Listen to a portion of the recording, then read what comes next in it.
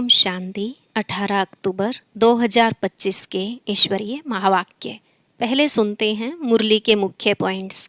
बाबा ने कहा, अपने को आत्मा न समझने से ही बाप को भूल जाते हो, इसलिए घड़ी घड़ी अंदर में यह घोटते रहो कि मैं आत्मा हूँ।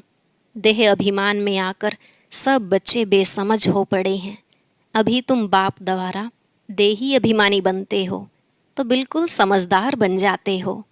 फिर बाबा ने कहा, अगर किसका कर्म भोग का हिसाब किताब है वह तो भोगना ही है। इसमें बाबा आशीर्वाद नहीं करते। बाप तो एक ही दवाई देते हैं, कहते हैं योग से तुम भविष्य 21 जन्म निरोगी बन जाएंगे। मुख्य बात है ही याद की, इसी से तुम्हारे सब रोग दुख खत्म हो जाएंगे, तुम मुक्तिधाम में चले जाएंगे।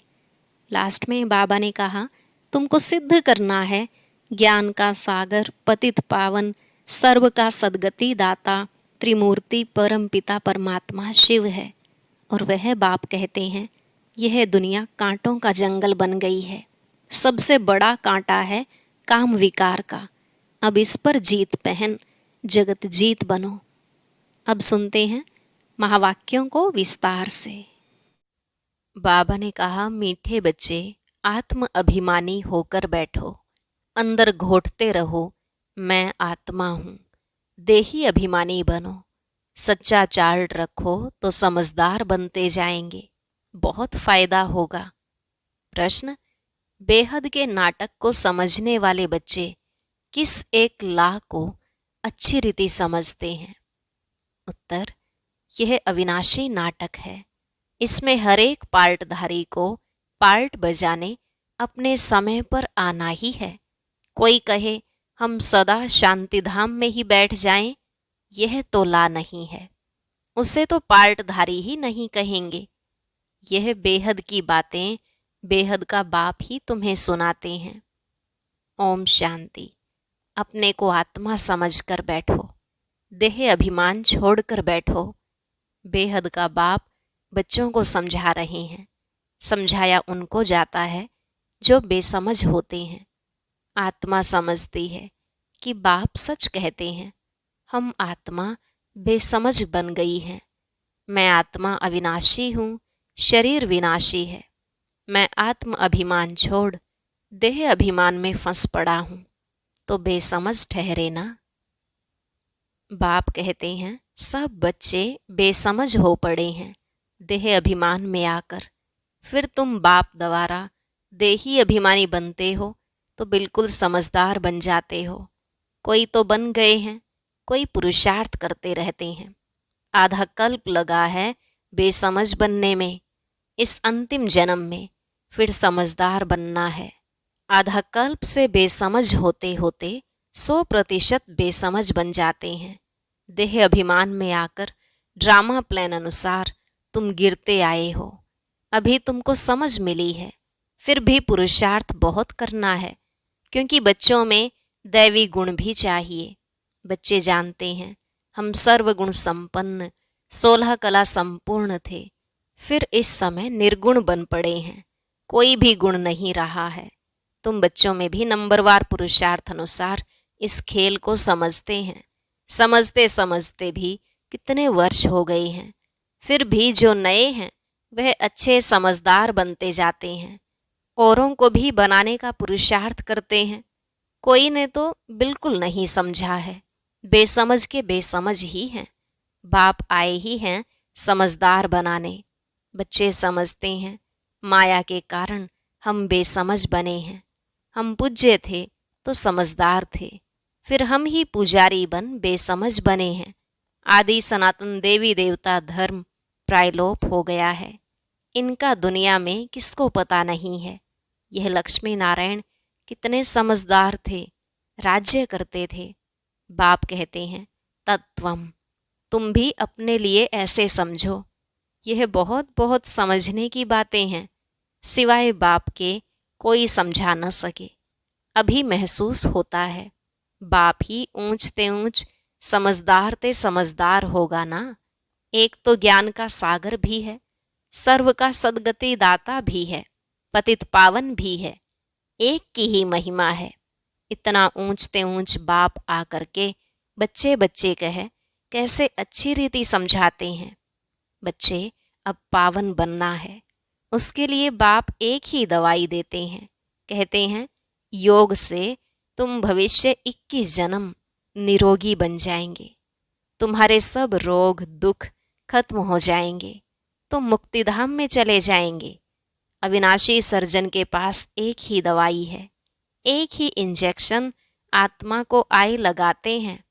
ऐसे नहीं कोई मनुष्य बैरिस्ट्री भी करेंगे, इंजीनियरी भी करेंगे, नहीं, हर एक आदमी अपने धंधे में ही लग जाते हैं।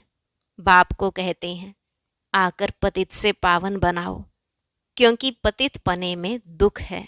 शांति धाम को पावन दुनिया नहीं कहेंगे, स्वर्ग को ही पावन दुनिया कहेंगे। यह भी समझाया है मनुष्य शांति और सुख चाहते हैं।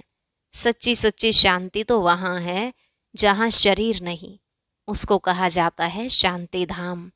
बहुत कहते हैं शांति धाम में रहें, परंतु ला नहीं है, वह तो पार्टधारी हुआ नहीं। बच्चे नाटक को भी समझ गए हैं, जब एक्टर्स का पार्ट होगा तब बाहर स्टेज पर आकर पार्ट बजाएंगे। यह बेहद की बातें बेहद का बाप ही समझाते हैं। ज्ञान सागर भी उनको कहा जाता है। सर्व के सद्गति दाता पतित पावन है। सर्व को पावन बनाने वाले तत्व नहीं हो सकते। पानी आदि सब तत्व हैं, वह कैसे सद्गति करेंगे? आत्मा ही पार्ट बजाती है। हठयोग का भी पार्ट आत्मा बजाती है। यह बातें भी जो समझदार हैं वही समझ सकते हैं। बाप ने कितना समझाया है। कोई ऐसी युक्ति रचो जो मनुष्य समझें कैसे पूज्य सो फिर पुजारी बनते हैं। पूज्य हैं नई दुनिया में, पुजारी हैं पुरानी दुनिया में। पावन को पूज्य, पतित को पुजारी कहा जाता है। यहाँ तो सब पतित हैं, क्योंकि विकार से पैदा होते हैं। वहाँ हैं श्रेष्ठ, गाते भी हैं संपूर्ण श्रेष्ठाचारी।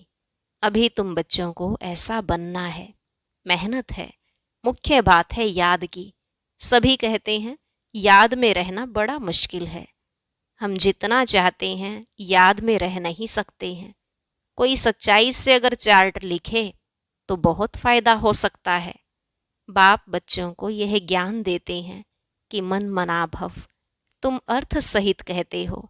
तुम्हें बाप हर बात यथार्थ रीति अर्थ सहित समझाते हैं। बाप से बच्चे कई प्रकार के प्रश्न पूछते हैं। बाप करके दिल लेने लिए कुछ कह देते हैं, परंतु बाप कहते हैं मेरा काम ही है पतित से पावन बनाना। मुझे तो बुलाते ही इसलिए हो। तुम जानते हो हम आत्मा शरीर सहित पावन थी, अभी वही आत्मा शरीर सहित पतित बनी है। 84 जन्मों का हिसाब है ना। तुम जानते हो अभी यह दुनिया कांटों का जंगल बन गई है।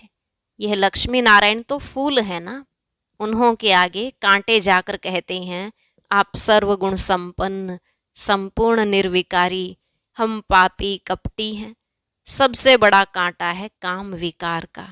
बाप कहते हैं इस पर जीत पहन जगत जीत बनो।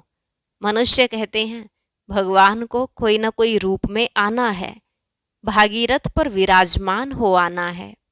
भगवान को आना ही है पुरानी दुनिया को नया बनाने। नई दुनिया को सतो प्रधान, पुरानी को तमो प्रधान कहा जाता है। जबकि अभी पुरानी दुनिया है तो जरूर बाप को आना ही पड़े। बाप को ही रचयिता कहा जाता है। तुम बच्चों को कितना सहज समझाते हैं, कितनी खुशी होनी चाहिए। बाकी किसका कर्म भोग का हिसाब किताब है, कुछ भी है, वह तो भोगना है। इसमें बाबा आशीर्वाद नहीं करते हैं। हमको बुलाते ही हो बाबा आकर हमको वर्षा दो। बाबा से क्या वर्षा पाने चाहते हो? मुक्ति जीवन मुक्ति का, मुक्ति जीवन मुक्ति का दाता एक ही ज्ञान सागर बाप है, इसलिए उनको ज्ञान दाता कहा जाता है। भगवान ने ज्ञान दिया था, परंतु कब दिया, किसने दिया, यह किसको पता नहीं है। सारा मुंझारा इसमें है। किसको ज्ञान दिया यह भी किसको पता नहीं है। अभी यह ब्रह्मा बैठे हैं, इनको मालूम पड़ा है कि हम सो नारायण था, फिर 84 जन्म भोगे। यह है नंबर 1 में। बाबा बतलाते हैं, मेरी तो आँख ही खुल गई। तुम भी कहेंगे, हमारी तो आंखें ही खुल गई। तीसरा नेत्र तो खुलता है ना। तुम कहेंगे, हमको बाप का, सृष्टि चक्र का पूरा ज्ञान मिल गया है।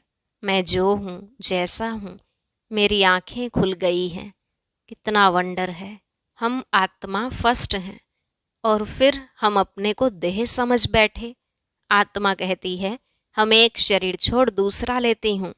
फिर भी हम अपने को आत्मा भूल देह अभिमानी बन जाते हैं। इसलिए अब तुमको पहले पहले यह समझ देता हूँ कि अपने को आत्मा समझ बैठो। अंदर में यह घोटते रहो कि मैं आत्मा हूँ। आत्मा न समझने से बाप को भूल जाते हो, फील करते हो। बरोबर हम घड़ी घड़ी देह अभिमान में आ जाते हैं। मेहनत करनी है। यहाँ बैठो तो भी आत्म अभिमानी होकर बैठो। बाप कहते हैं, हम तुम बच्चों को राजाई देने आए हैं। आधा कल्प तुमने हमको याद किया है। कोई भी बात सामने आती है तो कहते हैं, हाय राम। परंतु ईश्वर व राम कौन है, यह किसको पता नहीं।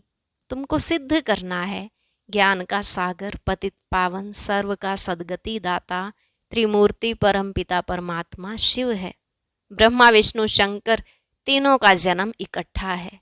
सिर्फ शिव जयंती नहीं है, परंतु त्रिमूर्ति शिव जयंती है। जरूर जब शिव की जयंती होगी तो ब्रह्मा की भी जयंती होगी। शिव की जयंती मनाते हैं, परंतु ब्रह्मा ने क्या किया? लौकिक पारलौकिक और यह है अलौकिक बाप। यह है प्रजापिता ब्रह्मा। बाप कहते हैं, नई दुनिया के लिए यह नया ज्ञान अभी तुमको मिलता है, फिर प्रायलोप हो जाता है। जिसको बाप रचता और रचना का ज्ञान नहीं तो अज्ञानी ठहरे ना। अज्ञान नींद में सोए पड़े हैं। ज्ञान से है दिन, भक्ति से है रात। शिवरात्रि का अर्थ भी नहीं जानते, इसलिए उनकी हॉलीडे भी उड़ा दी है। अभी तुम जानते हो, बाप आते ही हैं सबकी जोत जगाने। तुम यह बत्तियां आदि जगाएंगे तो समझेंगे इनका कोई बड़ा दिन है।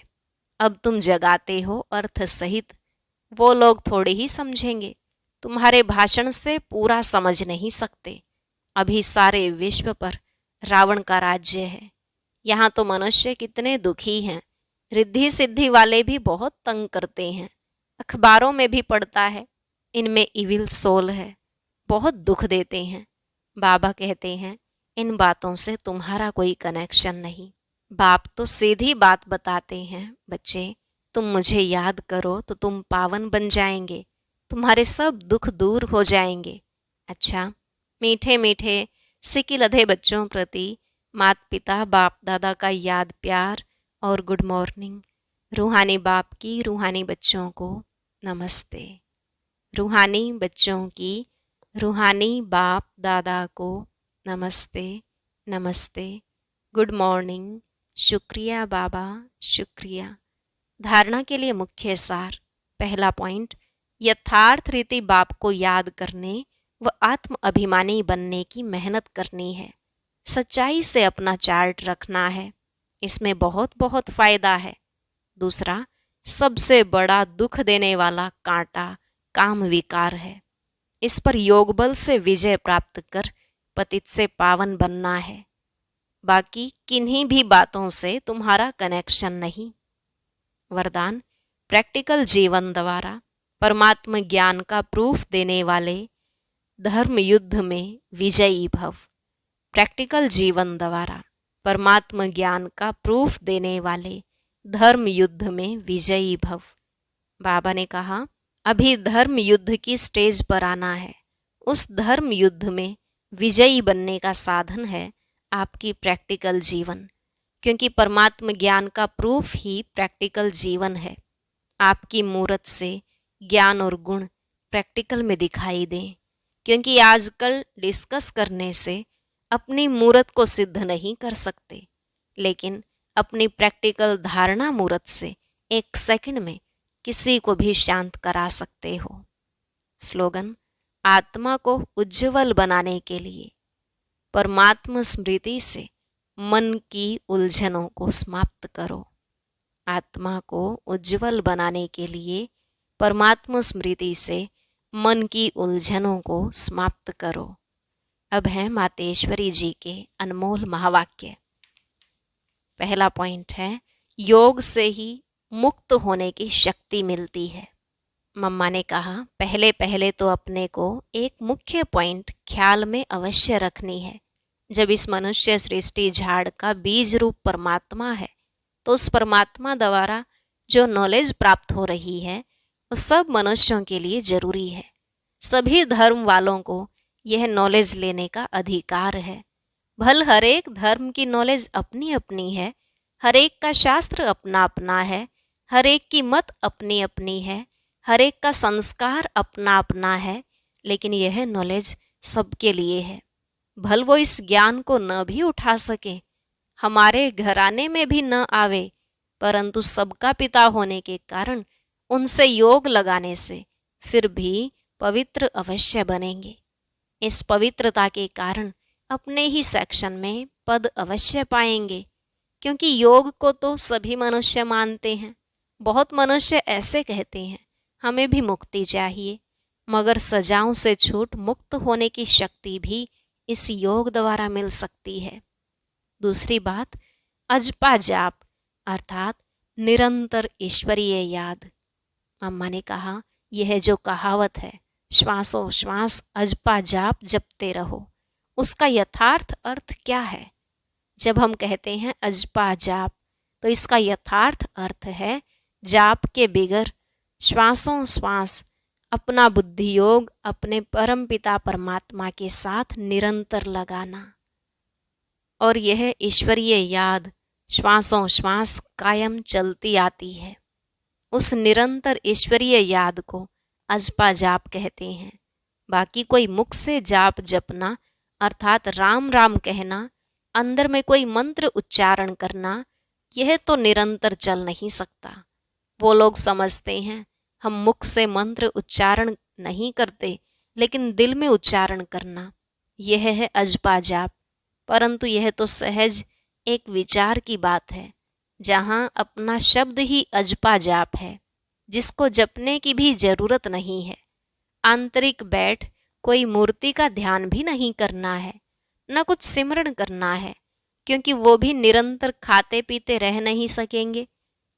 लेकिन जो हम ईश्वरीय याद करते हैं वही निरंतर चल सकती है, क्योंकि यह बहुत सहज है। जैसे समझो बच्चा है, अपने बाप को याद करता है, तो उसी समय बाप का फोटो सामने नहीं लाना पड़ता है, लेकिन मनसा वाचा कर्मणा बाप के सारे ऑक्यूपेशन एक्टिविटी गुणों सहित याद आता है। बस वह याद आने से बच्चे को भी वो एक्ट चलती है, तभी सन शोज फादर कहेंगे। वैसे अपने को भी और सबके दिल भीतर से मिटाए उस एक ही असली पारलौकिक परम पिता परमात्मा की याद में रहना है। इसमें उठते बैठते खाते पीते निरंतर याद में चल सकते हैं। उस याद से ही कर्मातीत बनते हैं। तो इस नेचुरल याद को ही अजपा जाप कहते हैं। अच्छा, ओम शांति। अव्यक्त इशारे स्वयं और सर्व के प्रति मनसा द्वारा योग की शक्तियों का प्रयोग करो। अभ्यास की प्रयोगशाला में बैठ योग का प्रयोग करो तो एक बाप का सहारा और माया के अनेक प्रकार के विघ्नों का किनारा अनुभव करेंगे। अभी ज्ञान के सागर, गुणों के सागर, शक्तियों के सागर में ऊपर ऊपर की लहरों में लहराते हो, इसलिए अल्पकाल की रिफ्रेशमेंट अनुभव करते हो। लेकिन अब सागर के तले में जाओ तो अनेक प्रकार के विचित्र अनुभव कर रत्न प्राप्त करेंगे। अच्छा, ओम शांति। आज हम साकार बाबा के संग का एक ऐसा अनुभव सुनेंगे जो आपने शायद कभी ना सुना हो। उसे सुनने के लिए ऊपर दिए गए बॉक्स पर क्लिक करें।